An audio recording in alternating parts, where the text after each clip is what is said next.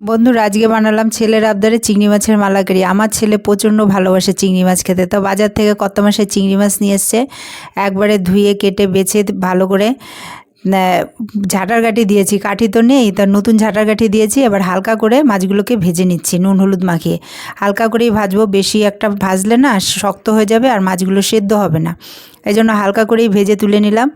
তারপর আরেকটু তেল দিয়ে দিলাম হচ্ছে গোটা গরম মশলা, আর এই যে পেস্টের মধ্যে আছে পেঁয়াজ রসুন আদা কাঁচা লঙ্কা, এগুলো সব একসাথে পেস্ট করে দিয়ে দিলাম। স্বাদ অনুযায়ী নুন হলুদ জিরের গুঁড়ো ধনের গুঁড়ো আর হচ্ছে লঙ্কার গুঁড়ো ছোটো চামচের 1 চামচ করে, আর দিয়ে দিলাম পোস্ত বাটা আর কাজু কিশমিশ বাটা একসাথে বেটে তাতে দিয়ে দিলাম। দেওয়ার পরে মশলাটা কষানো হয়ে গেল, দিয়ে দিলাম হচ্ছে নারকেলের দুধটা যেই ভালো করে ফুটে উঠেছে সামান্য চিনি দিয়ে, স্বাদটা ভালো আসে চিনি দেওয়ার জন্য। তারপরে মাছগুলো দিয়ে ভালো করে ফুটিয়ে নেব।